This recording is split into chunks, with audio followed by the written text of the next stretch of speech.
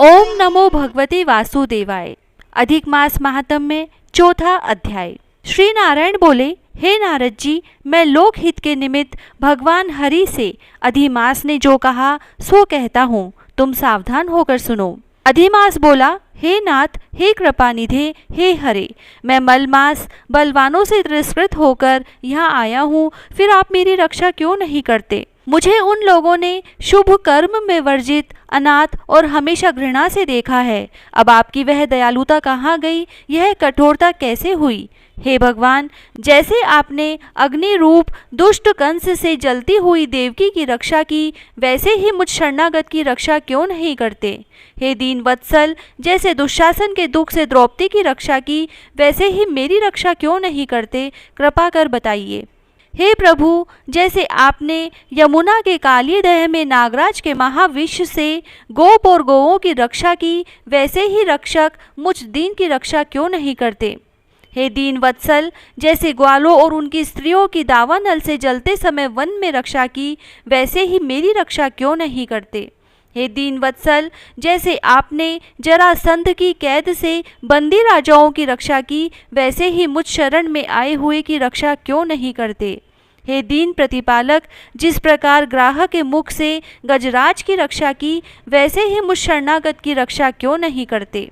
इस प्रकार भगवान से कहकर स्वामी रहित मलमास श्री कृष्ण भगवान के आगे आंसू बहाता हुआ उदास हो चुप हो गया। तब अत्यंत द्रवीभूत हो कृपालु हरि आगे खड़े हुए मलिन मुख मलमास से बोले, हे पुत्र, तू अत्यंत दुखी है। तेरा ऐसा क्या दुख है जिससे इतना पीड़ित हो रहा है? तू सोच मत कर, मैं तेरा दुख दूर करूँगा। मेरी शरण में आकर महादुखी और पतित भी सोच नहीं करता, फिर तू यहाँ आकर क्यों सोच में डूब रहा है? तुझको दुखी देख यहाँ के बैकुंठवासी विस्मित हो गए हैं। तू क्यों मरने की इच्छा करता है, सो कह। नारायण बोले, भगवान के ऐसे प्रिय वचन सुन मलमास जैसे सिर पर से बोझा उतार कर कोई लंबी लंबी श्वास लेता है, इस प्रकार श्वास लेकर मधुसूदन भगवान से बोला, हे प्रभु, आप घट घट के वासी हैं, सब जानते हैं और आकाश की भांति संसार में व्याप्त हैं। आप चराचरपति विष्णु हैं, सबके साक्षी विश्व दृष्टा हैं। आप निरंजन निराकार रूप में सब प्राणियों की व्यवस्था में स्थित रहते हैं। अतः हे जगन्नाथ, आपके बिना कुछ भी नहीं है। मुझ अभागे की पीड़ा को क्या आप नहीं जानते?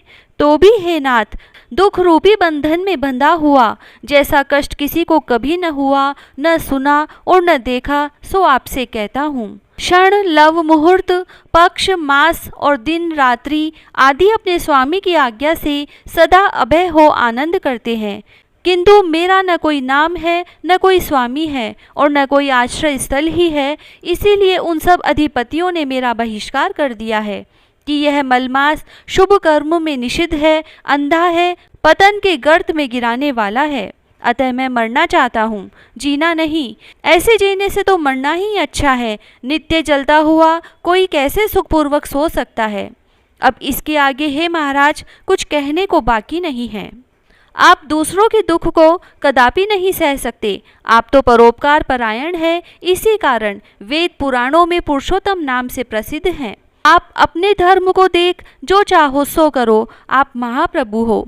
मैं तुच्छ मनुष्य की भांति बार बार कहने के योग्य नहीं। हे नारद जी, फिर वह मैं मरूंगा इस प्रकार कहता हुआ वह शांत हो गया और शीघ्र प्रभु के निकट धड़ाम से गिर पड़ा। उसको इस प्रकार से गिरते हुए देख सारी सभा विस्मित हो गई। नारायण बोले, अधिमास के ऐसे शांत होने पर महाकृपालु श्री कृष्ण भगवान शरद चंद्र की किरणों के समान शीतल और मेघ के समान गंभीर शब्द से शोभायमान वचन कहने लगे। सूत जी बोले, हे ऋषियों, वेद की रिद्धि में तत्पर पाप समूह का नाश करने वाले बड़वाग्नि के समान ऐसे आदि पुरुष भगवान के वचन सुनने की इच्छा वाले नारद जी प्रसन्न मन हो कहने लगे। चौथा अध्याय समाप्त। पुरुषोत्तम भगवान की जय। जय श्री राधे।